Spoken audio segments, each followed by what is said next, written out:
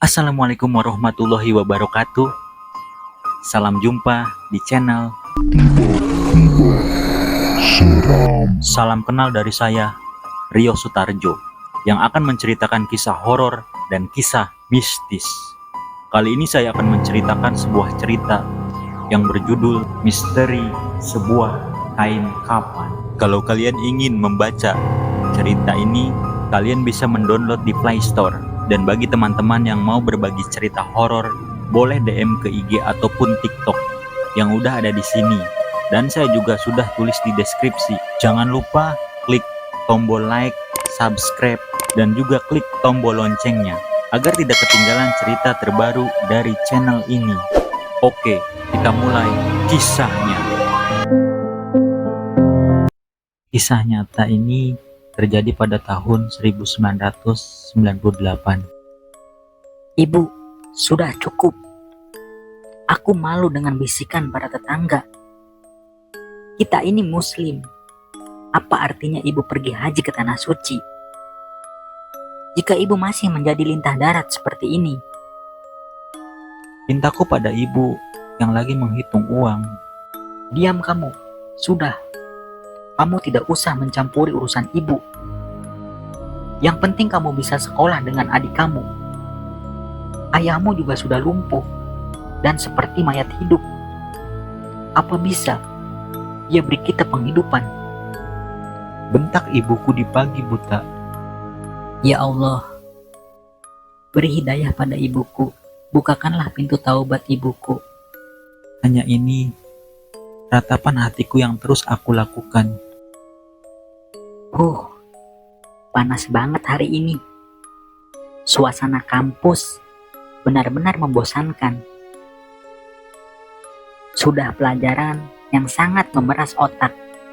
Belum lagi dosen yang super killer. Benar-benar suasana membuatku merasa jenuh. Bisik hatiku.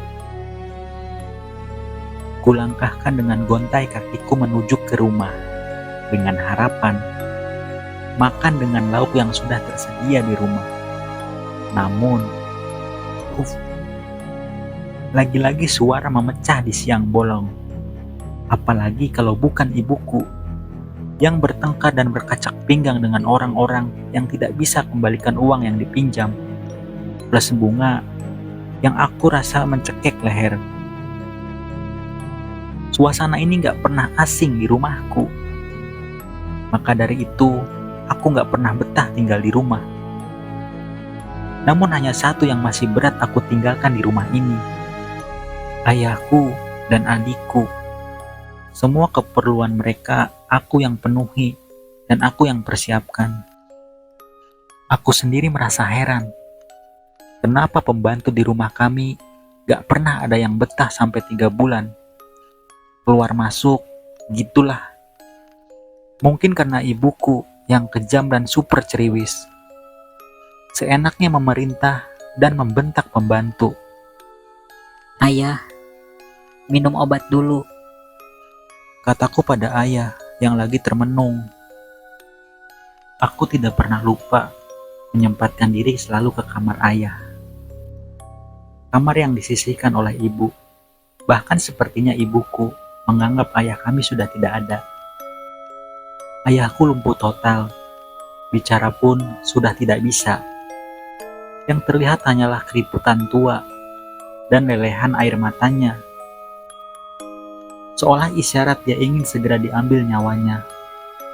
Untuk meringankan tugasku yang selalu merawat keperluan ayah. Namun sebagai anak, itu sudah kewajibanku. Ku tengok, jam sudah menunjukkan pukul 12 malam. Entah kenapa, rasanya ini tidak enak. Haus menyerang di tenggorokan. Kubangunkan tubuhku dengan langkah berat menuju dapur. Namun langkahku terhenti mendadak, karena aku lihat ada sekelebatan orang menuju kamar ibu. Siapa ya? Bisikku. Apa ibu memasukkan lelaki ke rumah kami? Dugaan negatif terus berkecambuk di benakku. Dengan langkah pelan, aku dekati kamar ibu. Aku mendengar ada suara erangan dengan bisik-bisik nakal di sana. Astagfirullah. Aku dengar seperti seorang sedang bercinta. Apakah ibuku sedang berzina? Bisikku dalam hati. Aku buka pintu kamar itu yang ternyata tidak terkunci. Aku teriak sekencang-kencangnya. Ibu, apa yang ibu lakukan di rumah ini? Sungguh aku jijik melihat tingkah pola ibu. Teriakku padanya. Namun, apa yang kudapat? Anak tidak tahu sopan santun, main masuk aja ke kamar orang tua.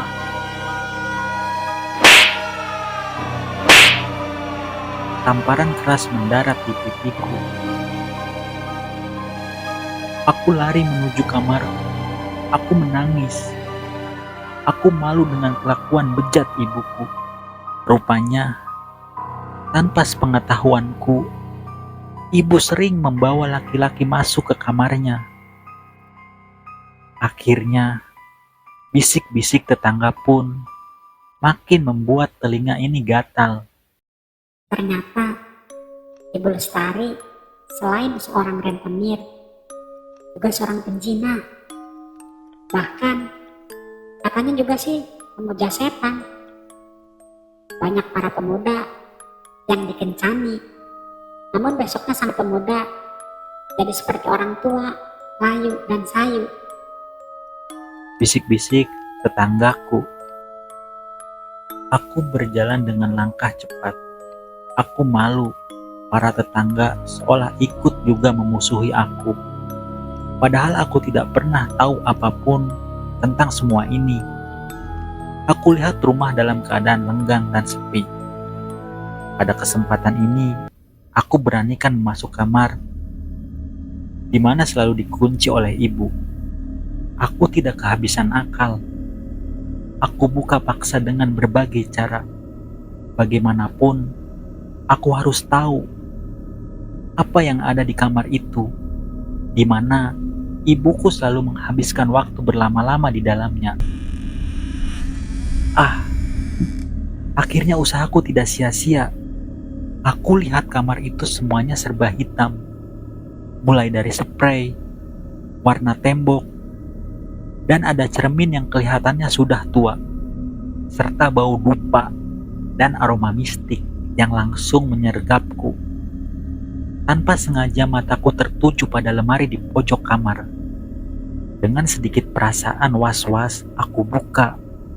Masya Allah, rupanya uang dengan bertumpuk-tumpuk kulihat di sana, serta lempengan emas dan berlian. Begitu banyakkah harta ibuku? Bisikku seolah tidak percaya. Aku masih terus menyusuri kamar ini, dan kini perhatianku tertuju pada sebuah meja kecil bersusun. Di sana ada toples kecil yang ternyata isinya seperti bulu dan rambut. Namun aku tak tahu apa maksudnya itu. Di dalam kamar itu aku terus mengumandangkan asma-asma Allah dan ayat kursi. Karena aku merasakan ada sesuatu sepertinya terus mengawasiku. Aku temukan juga kain putih yang kumel tersimpan dalam kotak tua. Apa ini? Aku amati. Baunya busuk banget. Aku keluar dari kamar itu dan aku bawa kain putihnya. Aku rendam dulu di bak dengan harapan agar mudah untuk membersihkannya. Tiba-tiba telepon rumah berbunyi, mengagetkanku. Langsung aku sambar gagang telepon itu. Halo, selamat siang. Iya, siang juga. Apa benar ini rumah Ibu Lestari? Iya benar, saya anaknya. Kami dari kepolisian mengabarkan ibu Anda kecelakaan dan meninggal dunia. Sekarang datang ke rumah sakit, kami tunggu. Masya Allah. Aku nangis histeris. Ibu. Tatapku sendirian. Kupacu secepatnya mobil agar segera sampai. Kulihat ada polisi sudah menungguku. Di antaranya aku ke kamar mayat untuk memastikan apakah itu benar ibuku. Ya Allah. Kondisinya hancur dan kepalanya remuk. Mobil ibu bertabrakan dengan truk yang sama-sama melaju kencang dari arah berlawanan. Aku kuatkan diri ini. Adikku pun terus menangis. Bahkan aku lihat ayah juga meneteskan air matanya. Acara proses pemakaman pun akan segera berlangsung. Namun ada kejanggalan waktu jenazah ibu dimandikan. Maaf, dari lubang kemaluan ibu sepertinya terus-menerus mengeluarkan cairan putih. Kami bersihkan berulang-ulang, namun masih saja keluar lagi. Dan ada seorang ustazah yang memberitahukan bahwa itu mungkin sudah kehendak Allah. Setelah aku amati, sepertinya cairan putih itu cairan sperma. Aku terus mengikuti proses setelah dimandikan. Aku ikut juga waktu mengkafani. Masya Allah, ada lagi kejadian yang membuatku heran. Muka ibu dan tubuhnya juga mengeluarkan cairan putih itu. Bahkan kain kafan baru yang mau dibungkuskan, di penciuman orang seperti bau bangkai. Aku sendiri menciumnya. Akhirnya, kami beli lagi hingga kain kafan yang keempat pun tak jauh beda. Setelah menempel tubuh ibu, bau kain kafan itu langsung berubah busuk. Aku terus menangis, antara meminta pengampunan kepada Allah atas kelakuan ibu. Dan aku juga malu pada tetangga yang ikut merawat jenazah ibu. Akhirnya jenazah pun dikebumikan dan seorang ustazah mengikutiku sampai rumah. Di sanalah aku menceritakan semua kejadian yang aku alami dan kamar yang aku temukan. Mana kain yang kamu cuci itu? Ada, Bu. Sebentar saya ambilkan. Ini, Bu, kainnya. Aku berikan kain itu yang sudah aku setrika rapi. Masya Allah, Nak. Ini bukan kain biasa, tapi semacam jimat yang entah di mana diperoleh ibumu. Dan pada siapa ibumu pernah berguru. Baiklah, saya akan ceritakan sedikit yang pernah saya tahu. Kain kafan ini bisa mendatangkan kekayaan dengan cara memuja kepada setan dan dapat melancarkan segala usaha. Namun, kain kafan ini akan hilang khasiatnya jika ditemukan orang dan dicuci. Dan disitulah awal petaka bagi pemujanya. Ya Allah, ampuni ibuku. Waktu beranjak siang, Bu Ustazah berpamitan dan memberiku ujangan agar aku kuat dan bertebal imanku. Nanti malam, katanya dia akan datang lagi bersama Kiai yang akan membantuku karena aroma mistik masih menyelimuti rumah ini. Aku berniat memasuki kamar itu lagi. Aku buka lemari yang berisi uang bertumpuk-tumpuk itu. Sedikit pun aku enggan untuk mengambilnya. Aku buka laci kecil dan aku temukan sebuah buku tua. Sepertinya buku ajaran sesat yang ditulis mungkin oleh guru ibuku. Aku bawa buku itu dan aku baca tulisannya di sana. Dengan kamu bersetubuh setiap hari Senin dan Kamis, maka kamu akan awet muda, serta harta dan nilai kewibawaanmu pun akan bertambah. Takkan ada orang yang berani melawanmu atau menantangmu. Itulah aura kain kapan itu. Maka, dari situ saat kamu bersetubuh, mintalah pada lawan mainmu untuk membuang spermanya sedikit di tubuhmu. Lalu, kamu ambil sedikit dan kamu usapkan ke muka. Usapkanlah dengan kain kapan yang telah kamu peroleh dariku. Dan dari sperma mereka, kamu telah menghisap auranya lewat kain kapan itu. Maka lawan mainmu akan tampak layu, karena auranya telah kau ambil. Ya Allah, sedemikian menjijikan aku membaca buku itu. Ternyata ini yang dilakukan ibuku selama ini.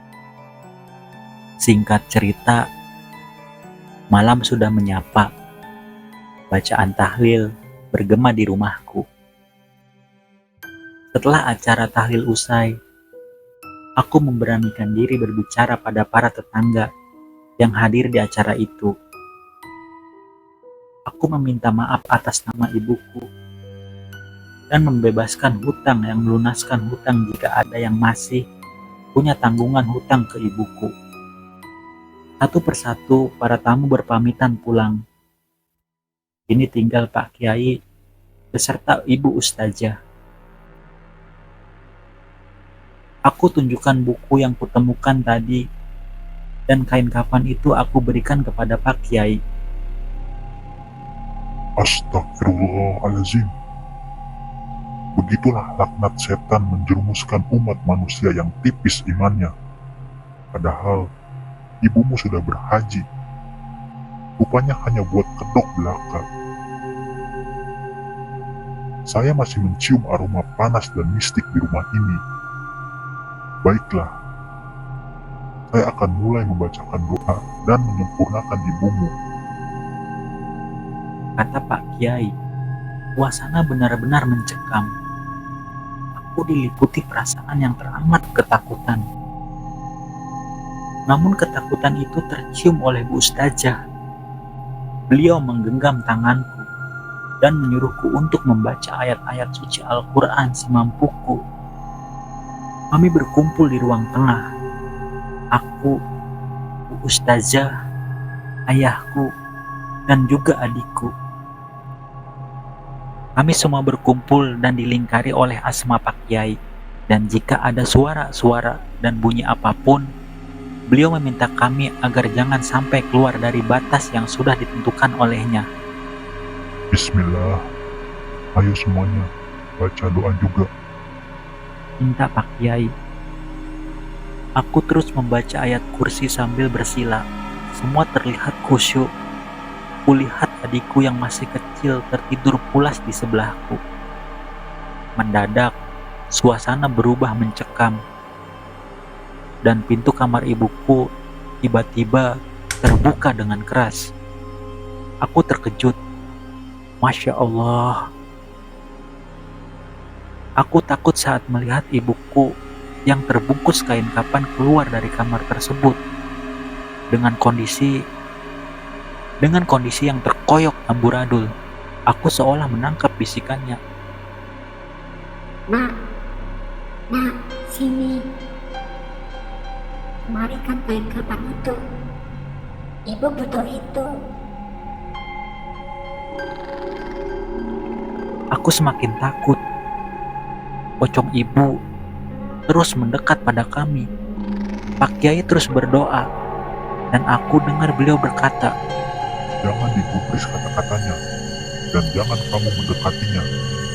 Dia bukan ibumu. Dia iblis yang menyerupai ibumu. Aku terus berdoa dengan perasaan takut dan mengiba. Karena bagaimanapun juga dia itu ibuku. Aku ingin memeluknya. Namun ada juga perasaan takut luar biasa.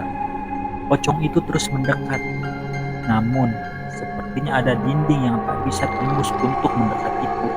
Pocong itu terus berganti memanggil ayahku. Mas, bantu aku. Mana kain kapan itu? Berikan padaku. pocong itu berusaha mendekati ayahku. Namun, gagal juga. Mungkin inilah yang disebut sudah dipagari oleh Pak Kiai. Wahai iblis, menyerupai manusia, kembalilah ke wujudmu, atau aku akan bakar kamu dengan ayat-ayatnya. Teriak Pak Kiai sambil terus membaca doa-doa. Dan Masya Allah, pocong itu tiba-tiba berubah menjadi api nyala melingkar dan melayang, namun terus berkata meminta kain kafan itu. Tapi Pak Kiai dengan cepat membakar kain kafan itu yang tadi aku berikan beserta buku sesat itu. Akhirnya lingkaran api itu seolah melengking teriak dan berubah menjadi asap dan terus menghilang entah kemana. Aku mendengar lirih seperti suara ibuku yang memintaku untuk menjaga dan merawat ayah serta adikku. Ini tinggallah bau hangus menyurak di ruangan itu. Ya, kain kafan dan buku itu sudah menjadi abu karena dibakar Pak Kiai. Lalu aku mengajak Pak Kiai ke kamar rahasia ibu. Rupanya toples yang berisi rambut dan bulu itu pecah berhamburan, entah siapa yang memecahkannya. Aku tunjukkan pada Pak Kiai di mana ada uang serta harta ibuku. Dan Pak Kiai sendiri heran kenapa uang itu tidak hangus. Biasanya, kalau harta hasil pemujaan, jika pemujaan wafat, hartanya pun pasti ikut ludes. Akhirnya aku wakafkan semua harta ibuku itu pada panti-panti asuhan dan panti jompo serta anak yatim. Aku serahkan kepada mereka semua serta hanya berharap doa-doa dari mereka untuk ibuku supaya diampuni dosanya dan dilapangkan kuburnya. Jadi gitu akhir ceritanya. Nah, gimana? Cerita tadi seru kan? Sampai jumpa di cerita selanjutnya.